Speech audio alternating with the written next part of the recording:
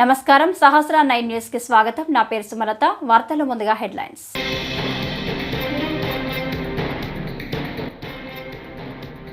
Parliament hall ముందు India కూటమి నేతల ఆందోళన.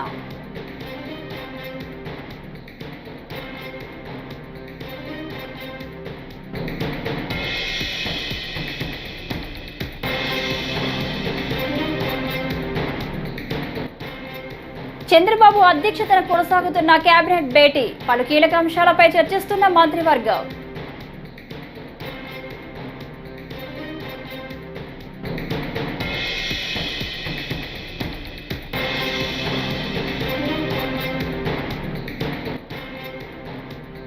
కూటమి ప్రభుత్వాన్ని నమ్మి రైతులు మోసపోయారు, కారుమూరి ధ్వజం.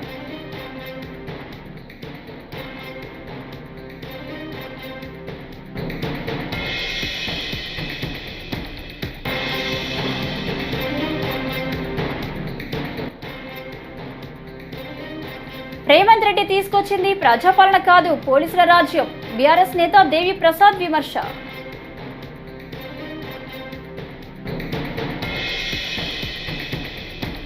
ఇక డీటెయిల్స్ చూస్తే పార్లమెంటు సమావేశాలు నేడు ప్రారంభం కానున్నాయి. ఈ నేపథ్యంలో అదానీ అవినీతి అంశంపై పార్లమెంటులో చర్చించాలని ఇండియా కూటమి నేతలు డిమాండ్ చేశారు.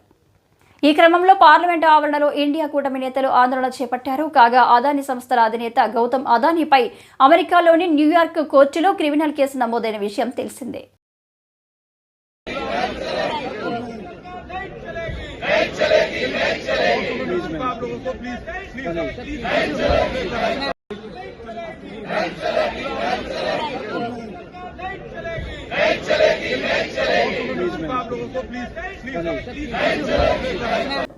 ఏపీ కేబినెట్ సమావేశం ప్రారంభమైంది. ముఖ్యమంత్రి చంద్రబాబు అధ్యక్షతన సమావేశం జరుగుతుంది. ఈ సమావేశంలో పలు పాలసీలకు కేబినెట్ ఆమోదం తెలపనుంది. AP textiles and garments policy, IT and global capacity centres policy, ఆర్టీజీని పునర్వ్యవస్థీకరించే అంశం, maritime policy, AP tourism policy, sports పాలసీలపై చర్చించి ఆమోదం తెలపనున్నారు. 41వ CRDA సమావేశంలో తీసుకున్న నిర్ణయాలకు ఆమోద ముద్ర వేయనున్నారు. పొట్టి శ్రీరాములు వర్ధంతి అయిన డిసెంబర్ 15వ తేదీని ఆత్మార్పణ దినోత్సవంగా జరిపేందుకు ఆమోదం తెలపనున్నారు.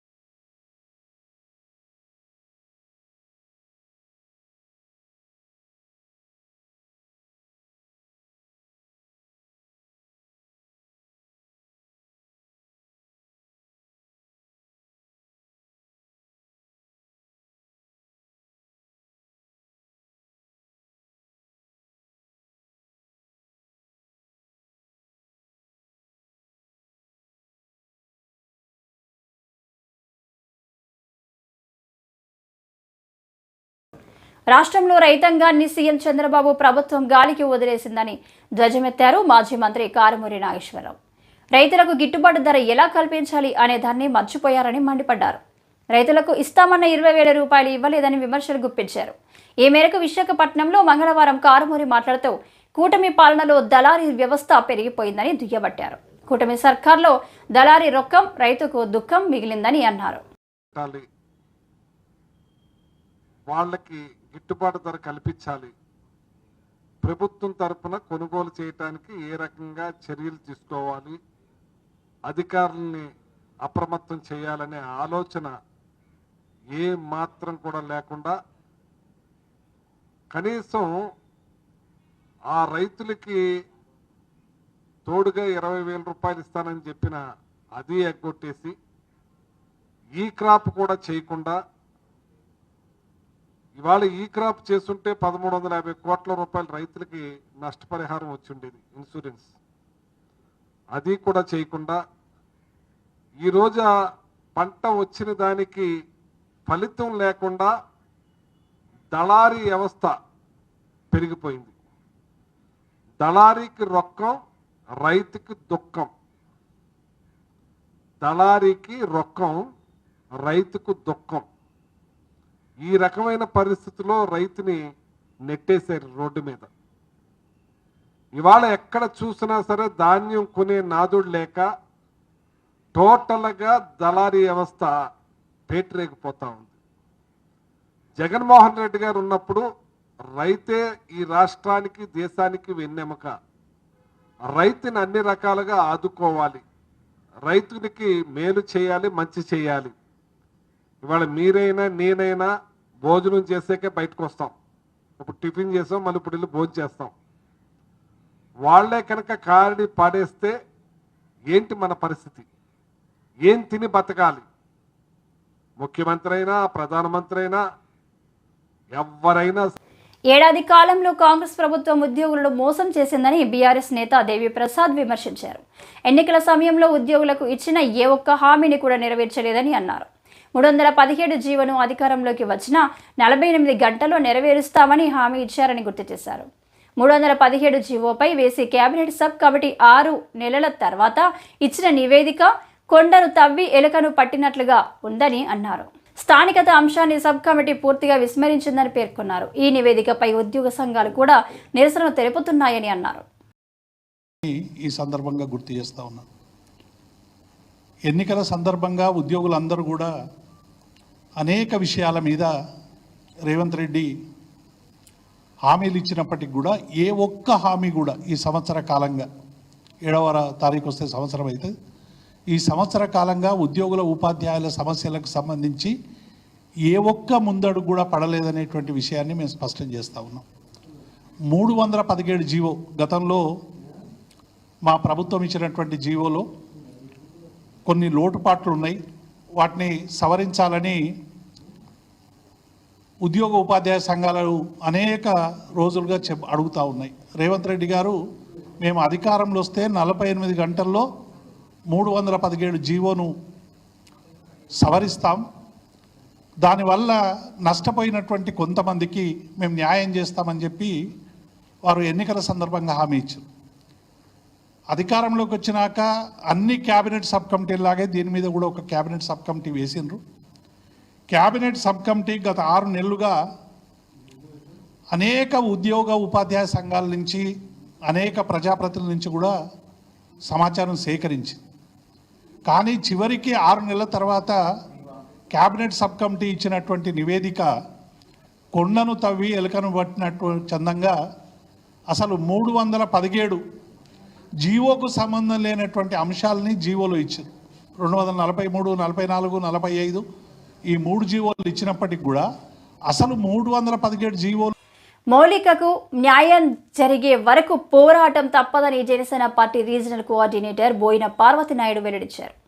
గుంటూరు జిల్లా పొన్నూరు మండల ఆరెమండ గ్రామంలో 11 రోజుల నుండి భర్త ఇంటి ముందు ఆందోళన చేసిన నేపథ్యంలో ఆమె బాధిత మహిళ మౌలికను మంగళవారం పరామర్శించి మాట్లాడారు. స్థానిక పోలీసులు చొరవ తీసుకొని మౌలికకు న్యాయం చేయాలన్నారు. ఈరోజు పొన్నూరు నియోజకవర్గం ఆరుమండల గ్రామంలో ఒక ఆడపిల్ల మౌలిక ఈరోజు వాళ్ళ హస్బెండ్ 2 years అయింది మ్యారేజ్ అయ్యి, తనకి ఏ తప్పు లేకుండా ఏమి తనదంటూ ఏ తప్పు లేకుండా సడన్గా ఏదో డబ్బులు వ్యవహారం అని లేదా ఇంకొకటని సడన్గా ఆ అమ్మాయిని వదిలే ఇంటి బయట పెట్టేసి వాళ్ళు తాళం వేసుకొని వెళ్ళిపోవడం అనేది నిజంగా చాలా దారుణం అండి. ఇంత సమాజం వృద్ధి చెందుతుంది, మహిళలు ముందడుగేస్తున్నారు. మనం ఎన్ని చెప్పుకున్నా కూడా మహిళలకి ఈ వివక్షత అనేది మాత్రం ప్రతి ఇంట్లో కూడా మనకి తెలియకుండా జరుగుతుంది. ఇప్పుడు ఈ విషయం బయటకు వచ్చింది కనుక మనకు తెలిసింది. ఇలాంటివి ఎన్నో అత్తారింట్లో ఆడపిల్లలు ఈరోజు చాలా కష్టాలు పడుతున్న రోజులు ఉన్నాయి. అయితే నిజంగా మౌలిక చాలా ధైర్యంగా నేనే తప్పు చేయలేనప్పుడు పెళ్లి చేసుకొని తనకు నచ్చినట్టు నాకు అవసరం లేదు అనటానికి నాకు రీజన్ కావాలని ఈరోజు క్వశ్చన్ చేస్తుంది. నిజంగా ఆడపిల్లలు ఇలా ముందుకు వస్తేనే రేపు పొద్దున్న ఎవరైనా సరే, ఒకవేళ నువ్వు తప్పు చేయలేదు అన్నప్పుడు నువ్వు ముందుకు వచ్చి మాట్లాడడం నేర్చుకోవాలి. ఎందుకని దాక్కుంటున్నాడు అనేది నేను అడుగుతున్నాను అబ్బాయిని. ఈరోజు మా అందరం మహిళలందరి తరపున ఈ గ్రామం మొత్తం మహిళలు మద్దతుగా నిలిచారు ఆ అమ్మాయికి. మేమందరం కూడా జనసేన పార్టీలో మీ అందరికీ తెలిసిందే, ఆడపడుచుకి ఎక్కడ అన్యాయం జరిగినా కూడా పవన్ కళ్యాణ్ గారి దగ్గర నుంచి మేమందరం కూడా అండగా నిలుస్తాము. ఖచ్చితంగా ఇలాంటి వ్యవహారాలని ఇలా ఆడపిల్లల్ని బాధ పెట్టే విషయాల్ని కూడా మేము తీవ్రంగా ఖండిస్తున్నాము. నిజానికి ఆ అబ్బాయి వచ్చి దీనికి సమాధానం చెప్పాలి. లేని పక్షంలో మేమందరం మౌలికకు అండగా నించుని మహిళలందరం కూడా న్యాయం జరిగేదాకా పోరాటం చేస్తాము. ఎందుకంటే తను ఏ తప్పు లేకుండా అలా వదిలి వెళ్ళిపోతే రేపు పొద్దున వివాహ వ్యవస్థలో ఎవరికి నచ్చినోడు వాడికి పెళ్లి చేస్తారు. రాష్ట్రంలో ఎవరికి వ్యక్తిగత గోప్యత లేకుండా పోయిందని పవన్ కళ్యాణ్ను ప్రశ్నించారని అనిల్ అనే వ్యక్తిని టార్గెట్ చేశారంటూ వైఎస్ఆర్సీపీ అధికార ప్రతినిధి పుత్తా శివశంకర్ మండిపడ్డారు. మంగళవారం ఆయన తాడేపల్లిలోని వైఎస్ఆర్సీపీ కేంద్ర కార్యాలయంలో మీడియా సమావేశంలో మాట్లాడుతూ అతన్ని బెదిరించి నంబర్ తీసుకొని 25 నిమిషాల్లోనే మొబైల్ ట్రాక్ చేశారని తెలిపారు. లేదు కేవలము ప్రజలను అణిచివేసే నియంతలు మాత్రమే పాలనలో ఉన్నారు అని స్పష్టంగా తెలుస్తా ఉంది. ఎందుకంటే ఎల్లకాలము అధికారము తమ కాళ్ళ కిందే ఉంచుకోవాలనేటువంటి ఉద్దేశంతో ఈ యొక్క నియంతలు వాళ్ళ యొక్క నియంతృత్వ పోకడలతో తప్పుడు కేసులు పెట్టడము, బెదిరించడము, ఈ బెదిరింపులతో అధికారులని, సివిల్ సర్వీస్ ఎంప్లాయీస్ని, అదేవిధంగా అన్ని వ్యవస్థలను గుప్పిట్లో పెట్టుకోవాలనేటువంటి తాపత్రయం చూస్తూ ఉన్నాం. అంతటితో ఆగకుండా ప్రజలను కూడా తమ కాళ్ళ కింద పెట్టుకోవాలని, ఎవ్వరు కూడాను ఈ ప్రభుత్వాన్ని ఏమీ అనకూడదు, తప్పు చేసినా కూడా చూస్తూ ఉండండి, మా అరాచకాలను కానీ మా విధానాలను కానీ ఎవరైనా తప్పులు పడితే వారికి తగిన శిక్ష వేస్తాము అనేటువంటి ఒక బెదిరింపు ధోరణితో చూస్తూ ఉన్నాం. వైఎస్ఆర్ కాంగ్రెస్ పార్టీ గతంలో ప్రతిపక్షంలో ఉన్నప్పుడు మనము చూసాం. ఇజ్రాయెల్ దేశం నుంచి అత్యాధునికమైనటువంటి టెలిఫోన్ పరికరాలని గత ప్రభుత్వము తీసుకొని చేబ్రోలు మండలం కొత్తరెడ్డిపాలెంలో జూలై 17న మైనర్ బాలికను హత్య చేసిన నిందితుడిని పోలీసులు అదుపులోకి తీసుకున్నారు. ఈ మేరకు ఎస్పీ సతీష్ కుమార్ సోమవారం గుంటూరు పోలీసు కార్యాలయంలో కేసు వివరాలను వెల్లడించారు. నిందితుడు నాగరాజుతో సన్నిహితంగా ఉంటున్న బాలిక తల్లి మరో వ్యక్తితో కూడా సన్నిహితంగా ఉంటుందని, ఆ వ్యక్తికి బాలిక సహాయం చేస్తున్నట్లు అనుమానించి నాగరాజు ఆ బాలికను హత్య చేశాడని చెప్పారు. చీబ్రోలులో 14 years పాప మర్డర్ జరిగింది. జూలై 15th ఛార్జ్ తీసుకోవడానికి 2 days ముందు జరిగింది. సో దాంట్లో మన ముద్దాయిని అరెస్ట్ చేయడం జరిగింది. సో మనకి ఒక 4 months దగ్గర అయింది అక్యూజ్ అరెస్ట్ చేయడం. సో అక్యూజ్డ్ నరమనోటి నాగరాజు అని చెప్పేసి 44 years old. సో ఈ స్టోరీ క్రక్స్ ఏంటంటే ఈ నరమనోటి నాగరాజుకి తర్వాత విక్టిమ్ అమ్మాయి ఎవరు ఉన్నారో వాళ్ళ మదర్కి ఇల్లీగల్ రిలేషన్షిప్ ఉంటాయి. ఇల్లీగల్ రిలేషన్షిప్ ఉన్న అమ్మాయితో పాటు ఇంకొక వ్యక్తికి సంబంధం ఉంది, దానికి విక్టిమ్ సపోర్ట్ చేస్తున్నారు అనే కోపంతో పాటు ఈ అమ్మాయిని చెప్పేయడం జరిగింది. అది దీని వెనక ఉన్న రీజన్. ఈ వ్యక్తి పైన ఆల్రెడీ 2012లో ఆల్రెడీ ఒక మర్డర్ కేసు ఉండడం ఉంది యాక్చువల్లీ ఇబ్రాహీంపట్నంలో. సో దాని తర్వాత అది కేసు అక్విటల్ అవ్వడం జరిగింది. అది 2012 తర్వాత 2014 బయటకు వస్తారు. జైలు నుంచి బయటకు వచ్చిన తర్వాత 16 చీబ్రోలు వస్తారు. 2016లో చీబ్రోలకు వస్తారు. చీబ్రోలులో 8 సంవత్సరంగా ఉంటారు. ఎవరు విక్టిమ్ ఉన్నారో విక్టిమ్ తల్లితో పాటు రిలేషన్షిప్ లో ఉంటారు. తర్వాత మర్డర్ చేస్తారు.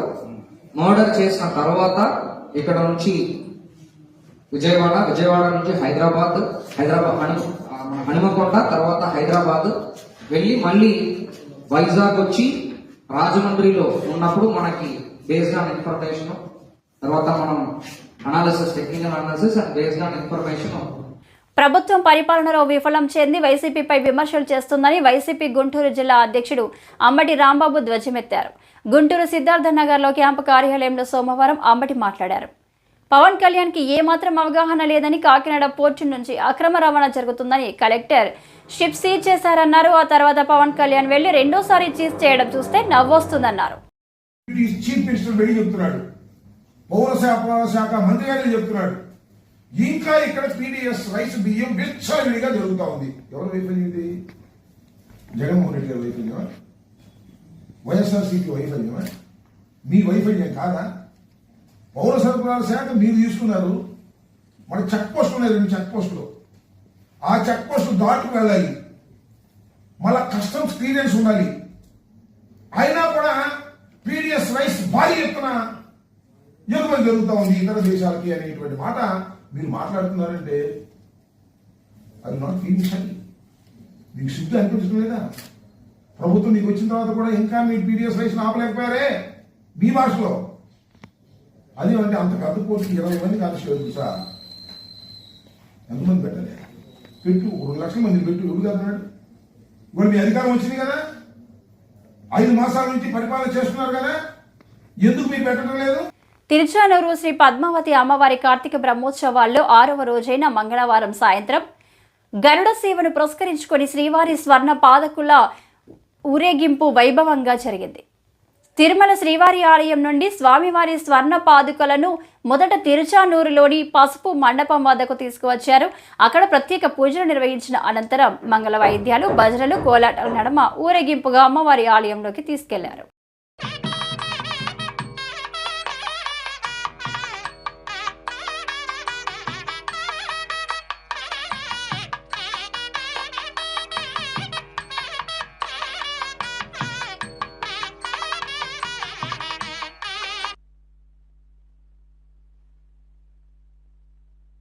పద్మావతి అమ్మవారి యొక్క బ్రహ్మోత్సవాలలో ఈరోజు సాయం వేళలో జరిగేటువంటి ఆ ఉత్సవానికి స్వామివారు ప్రతిరోజు ఏదో ఒకటి ఇష్టమైనటువంటి దృశ్యాన్ని మనం వీక్షిస్తూ ఉన్నాం.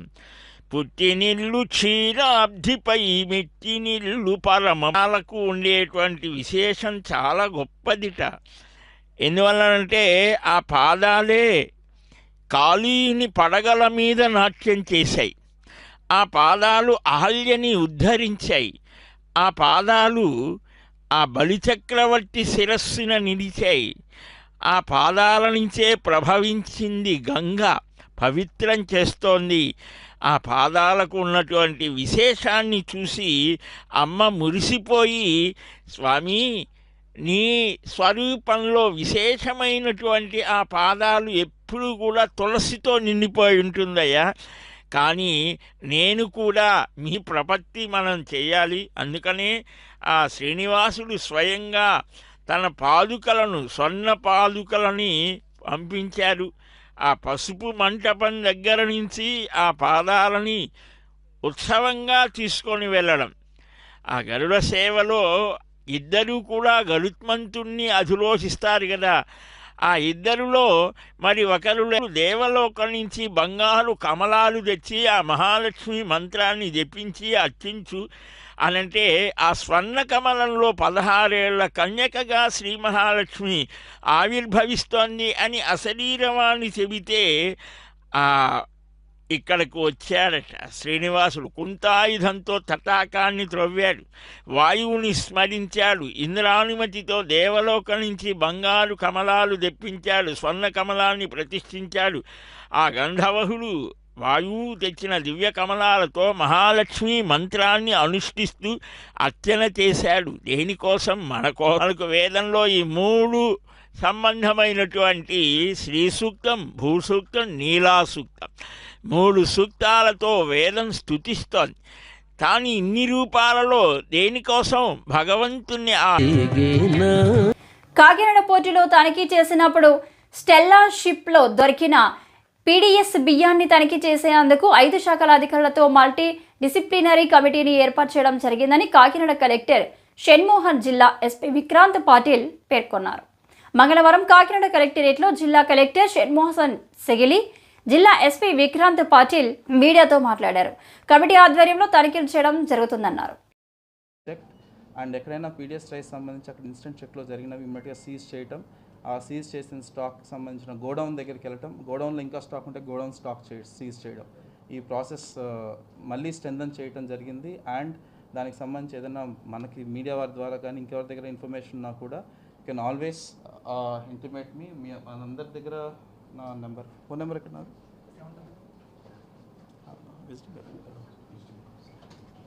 So my yeah so 7993333244. I repeat 7993333244. Any information regarding any illegal transportation of PDS rice, diversion of PDS rice, especially Kakinada పోర్టుకు సంబంధించి ఏదైనా చెకింగ్స్లో ఇష్యూ ఉన్నా లేదంటే ఏదైనా బార్జెస్లో లోడ్ అవుతున్నప్పుడు ఇన్ఫర్మేషన్ ఉన్నా ఒకవేళ మనకి మీడియా వారి ద్వారా కనుక ఎవరున్నా ఇమీడియట్గా you can please message me or you can call me any time so that I will be able to act immediately. We have those task force teams now. ఏదైనా ఎలాంటి ఇష్యూ ఉన్నా ఇమీడియట్గా అక్కడికి వెళ్ళి సీజ్ చేయడం కానీ చేయాల్సిన టెస్ట్ కానీ చేయడానికి we have a team ready now. So ఇలాగ అంచెలంచెలుగా మనం we are trying to address this menace, అంటే కాకినాడ సంబంధించి ఈ ఏదైతే ఈ పీడిఎస్ రైస్ సంబంధించి ఉన్న ఈ వాట్ యు సే మెనేస్, ఈ బ్యాడ్ కల్చర్ ఏదైతే ఉందో regarding the smuggling of PDS rice, దాని మీద మా వైపు నుంచి 100% విత్ ఫుల్ ఫోర్స్ ఇవాళ నుంచి మనం స్టార్ట్ చేస్తున్నాం. అండ్ ఆల్రెడీ దానికి సంబంధించిన ప్లానింగ్ చేసుకోవడం జరిగింది లాస్ట్ 2-3 డేస్లో. And this is what we wanted to tell through you to every one. And I request SP గారు మాట్లాడుతున్నారు. స్మగ్లింగ్ కేంద్రంగా ఆ రకంగా చిత్రీకరణ జరుగుతుంది. ఇప్పుడు మీరు అక్కడ కార్మికులు ఉన్నారు, బిజినెస్ పీపుల్ ఉన్నారు, డ్రైవర్లు, రకరకాల వాళ్ళు ఆధారపడుతున్నారు. ఎట్లా మీరు దీన్ని కోఆర్డినేట్ చేస్తూ ఈ విచారణ చేస్తారు? సో మీరన్న పాయింట్ ఏంటంటే బేసిక్గా మనం ఇవన్నీ చేయడం వల్ల అక్కడ బిజినెస్ తగ్గుతుంది అనేది మీ ఉద్దేశం. బట్ నేను ఐ చెక్ లాస్ట్ 4-5 డేస్లో ఆ ఇష్యూ రేజ్ అయినప్పటి నుంచి మనం ఒక 100 టన్స్ ఎవ్రీ మంత్ పంపిస్తున్నాం. ఫర్ ఎగ్జాంపుల్ పంపిస్తాం అనుకోండి, 100 టన్స్లో రకరకాల రైస్ ఉంటుంది. It's only not white rice, అంటే రా రైసే కాదు, బ్రోకెన్ ఉంది, తర్వాత దాంట్లో. ఏలూరు కొయ్యలగూడెంలో సోమవారం రాత్రి ఒక పాత్రికేయుడిపై జరిగిన దాడిని తీవ్రంగా ఖండిస్తున్నామని పోలవరం ఎమ్మెల్యే చిర్రి బాలరాజు అన్నారు. మంగళవారం జిలుగుమిల్లి క్యాంపు కార్యాలయంలో ఆయన మీడియా సమావేశంలో మాట్లాడుతూ దాడికి పాల్పడిన వారిపై కఠిన చర్యలు తీసుకుంటామన్నారు. ప్రజా సంక్షేమమే ధ్యేయంగా పనిచేస్తున్న కూటమి ప్రభుత్వంపై పలువురు నిందలు వేయడం బాధాకరంగా ఉందన్నారు. అందరికీ నమస్కారం అండి. ఈరోజు ఏదైతే నిన్న సాయంత్రం కొలిగూడెం మండలంలో ఏదైతే విలేకరుల మా అనుచరులు దాడి చేశారనేటువంటి న్యూస్ వచ్చిందో దాని గురించి ఈరోజు ప్రెస్ మీట్ నిర్వహించడం జరిగింది. మా జనసేన పార్టీకి, ఎన్డీఏ కూటమికి మీడియా అంటే గౌరవం, అభిమానం. ఎప్పుడు కూడా గత 5 ఏళ్ల ప్రతిపక్షంలో కూడా ఏ రోజు మీడియాని తోలనాడటం కానీ అలాగే వేరే విధంగా మాట్లాడడం కానీ ఏ రోజు కూడా మా ఎన్డీఏ కూటమి చేయదు కూడా. ఈరోజు ఏదైతే తప్పుడు ప్రచారాలు చేస్తూ ఈరోజు ఇలాగా మా మీద ఎన్డీఏ కూటమి మీద బురజల్లేటువంటి కార్యక్రమం చేస్తున్నారు. వీటిని మేము చాలా గట్టిగా తీవ్రంగా ఖండిస్తున్నాం. ఏదైతే నిన్న జరిగినటువంటి సంఘటన ఉందో దీని మీద ప్రత్యేకమైనటువంటి అధికారులు నియమించి, డిఎస్పీ గారు నియమించి రాత్రి జరిగిన సంఘటనని తక్షణమే ఈరోజు రేపట్లో స్పెషల్ ఆఫీసర్ నియమించి దీనికి ఏదైతే విలేకరు మీద జరిగినటువంటి దాడి ఎవరైతే చేశారో, ఎందుకు చేశారో, ఎందుకు చేయవలసి వచ్చిందో ఇవన్నీ కూడా ఈరోజు కానీ రేపు కానీ ఈ రిపోర్ట్స్ రావడం జరుగుతుంది. వచ్చిన వెంటనే ఎవరైనా సరే ఇలాంటి సంఘటనలు మళ్ళీ జరగకోకుండా ఎవరైతే ఇలాంటి పనులు చేసినటువంటి వారు ఉన్నారో వారిని తప్పకుండా శిక్షించేటువంటి కార్యక్రమం ఎన్డీఏ కూటమి తీసుకుంటుంది. అలాగే ఈరోజు ఎన్డీఏ కూటమి ఈరోజు అభివృద్ధి పదంలోకి ముందుకు దూసుకుపోతుంది. నియోజకవర్గంలో అనేకమైన అభివృద్ధి కార్యక్రమాలు చేసుకుంటూ ముందుకు వెళ్తున్నాం. ఈ వెళ్ళేటువంటి క్రమంలో ఎన్డీఏ కూటమి మీద బురజల్లేటువంటి కార్యక్రమం చేస్తున్నారు. ఇవన్నీ కూడా ప్రజలు నమ్మేటువంటి స్థితిలో లేరు. ఈరోజు ప్రతి ఒక్కరు కూడా ఒకటే గుర్తించాలి, ఈ ప్రభుత్వం మారిన దగ్గర నుంచి కూడా లా అండ్ ఆర్డర్ కానీ అలాగే అభివృద్ధి కానీ ఇవన్నీ కూడా. విద్యుత్ ఛార్జీలు పెంపుకు వ్యతిరేకంగా సిపిఎం ఆధ్వర్యంలో మంగళవారం బొబ్బిలి సింగారపు వీధిలో ప్రచారం చేసి నిరసన చేపట్టారు. విద్యుత్ ఛార్జీలు పెంపు నిర్ణయాన్ని వెనక్కి తీసుకోవాలని డిమాండ్ చేసిన సిపిఎం జిల్లా కార్యదర్శి వర్గ సభ్యులు పి శంకర్రావు ట్రూ ఆఫ్ ఛార్జీలు రద్దు చేయాలని కోరుతూ విద్యుత్ శాఖ కార్యాలయం వద్ద జరగనున్న ధర్నాను జయప్రదం చేయాలని కోరారు. కార్యక్రమంలో విజయమ్మ, కళావతి, సాయమ్మ పేదలు పాల్గొన్నారు. 4 కోట్లు రాష్ట్ర వ్యాప్తంగా కరెంటు ఛార్జీలు పెరుగుతూ ఉన్నాయి. బహుశా రేపు మీకు బిల్లులు తీస్తారు. 15వ తారీఖు దాటాక ప్రతి వాళ్ళకి కూడా బిల్లులు పెరుగుతాయి. కాబట్టి ఇది చాలా అన్యాయమైంది, దారుణమైంది. కరెంటు ఛార్జీలు తప్పుడు ఒప్పందాలు ఆదానితో కుదుర్చుకొని ఆ భారం అంతా మీరు అంటే అధికారంలో ఉన్నటువంటి పార్టీలో అవినీతికి పాల్పడి ఆ అవినీతికి వాళ్ళు పాల్పడితే భారమే మనం భరించాలని చెప్పేసి ఈరోజు కేంద్ర రాష్ట్ర ప్రభుత్వాలు ఆ విధంగా మనం చేస్తున్నాయి. అలాగే స్మార్ట్ మీటర్లకు సంబంధించి ఇప్పుడున్న మీటర్లో ఈ రాబోయే రోజులు 2-3 మాసాల్లో మన ఇంటికి ఇప్పుడున్న మీటర్లు బిల్లు తీసి బిల్లు కట్టుకునే పద్ధతి ఉండదు. స్మార్ట్ మీటర్లు పెడతామని చెప్పేసి కేంద్ర ప్రభుత్వం ఆల్రెడీగా ప్రభుత్వ కార్యాలయాలకి బిగిస్తున్నారు. ఆ తర్వాత షాపులకి, కమర్షియల్ షాపులు ఇట్లాంటికి బిగిస్తారు. ఆ తర్వాత డొమెస్టిక్ అంటే మన ఇల్లులు ఏవైతే ఉన్నాయో వాటికి స్మార్ట్ మీటర్లు బిగిస్తున్నారు. ఈ వార్తలు ఇంతటితో సమాప్తం. నమస్కారం.